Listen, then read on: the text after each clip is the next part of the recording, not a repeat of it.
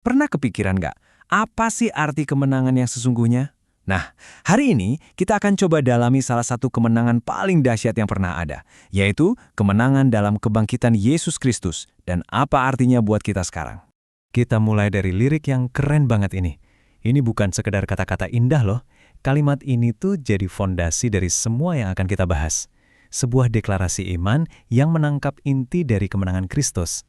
Nah, lirik tadi itu datangnya dari sebuah himne karya Edmond Budry. Dia nulis ini sebagai ekspresi imannya yang begitu dalam, kalau Yesus itu pemenang mutlak atas dosa dan maut. Sekarang, yuk kita coba bedah makna di baliknya. Oke, sekarang kita akan gali 4 kebenaran utama yang mengalir dari kemenangan Kristus. Kita mulai dari yang pertama ya, yaitu kenapa sang pemenang ini layak banget dapat semua kemuliaan. Jadi intinya tuh begini, momen kebangkitan itu sendiri adalah momen yang menetapkan Yesus sebagai pribadi yang layak menerima pujian dan kehormatan tertinggi. Inilah puncaknya yang membuat dia layak untuk dimuliakan. Nah, yang menarik dari ayat ini adalah koneksinya. Ayat ini nyambungin pengorbanan disebut anak domba yang disembelih dengan penerimaan kemuliaan. Jadi ini nunjukin kalau kemenangannya itu justru lahir dari pengorbanannya. Keren kan? Terus artinya buat kita apa dong? Sebenarnya praktis banget. Ini tuh kayak ajakan buat kita untuk menggeser ambisi hidup. Bukan lagi tentang cari panggung buat diri sendiri, tapi secara sadar kita arahkan semua tujuan dan tindakan kita buat memuliakan Dia. Oke, kita lanjut ke poin kedua. Kemenangan Kristus itu bukan cuma mulia, tapi juga mutlak dan pasti. Yuk kita lihat apa artinya ini buat kita. Yang perlu kita garis bawahi, ini bukan kemenangan tipis-tipis ya. Materi kita menggambarkannya sebagai penaklukan yang total dan final. Dosa dan maut itu bukan cuma dikalahkan, tapi kuasanya udah dihancurkan sampai ke akar-akarnya. Dan ayat ini, wow, ngegambarinnya pas banget. Coba deh perhatikan bahasanya. Maut itu bukan cuma dikalahkan, tapi ditelan. Ini gambaran penghancuran total, di mana musuh itu seolah-olah lenyap sama sekali.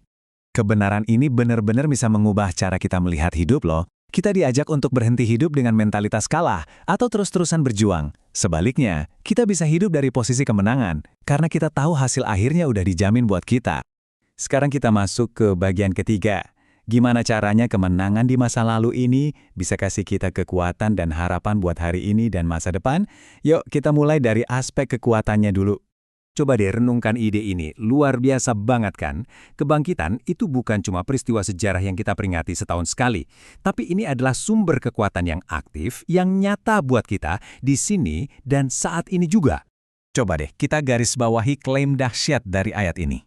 Bukan cuma kekuatan yang mirip ya, tapi kekuatan yang sama persis, kekuatan super dahsyat yang menaklukkan kematian itu sendiri. Itu tersedia buat kita yang percaya. Jadi buat kita sehari-hari gimana? Artinya, kita nggak harus menghadapi semua pertarungan hidup ini dengan kekuatan kita yang terbatas. Kita bisa mengakses kekuatan ilahi, kekuatan kebangkitan itu, untuk menghadapi tantangan apapun di depan kita. Dan ini membawa kita ke kebenaran keempat, yang terakhir, yang mengalihkan pandangan kita ke masa depan. Kemenangan Kristus adalah jaminan utama dari pengharapan abadi kita. Dengerin baik-baik ya, ini klaim langsung dari Yesus sendiri. Dia nggak cuma menawarkan kebangkitan, dia bilang kalau dialah sumber dari kebangkitan dan hidup itu sendiri. Ini pernyataan identitas yang mengubah segalanya. Punya jaminan hidup kekal kayak gini tuh, rasanya bebas banget kan? Ini membebaskan kita dari ketakutan terbesar manusia, yaitu kematian dan masa depan yang nggak pasti. Ini bikin kita bisa hidup dengan perspektif yang jauh lebih besar dari sekedar urusan sehari-hari. Dan semua kebenaran yang barusan kita bahas, soal kemuliaan, kepastian, kekuatan, dan pengharapan, semuanya itu membawa kita kembali ke Edmond Budry. Dia nggak nulis himne ini cuma sebagai teori, tapi sebagai ungkapan keyakinan pribadinya yang mendalam dan penuh semangat. Oke, kita udah bahas 4 kebenaran yang dahsyat ini. Pertanyaannya sekarang, terus gimana? Apa yang harus kita lakukan dengan semua ini? Gimana caranya kita bisa benar-benar hidup dalam kemenangannya?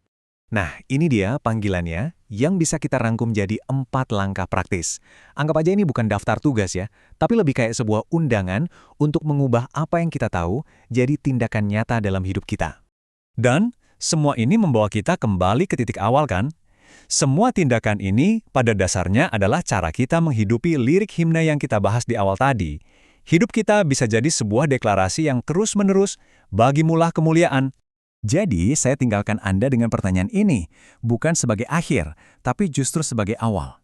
Setelah tahu semua ini, gimana caranya kamu secara pribadi akan memilih untuk hidup dalam kemenangannya? Mulai hari ini,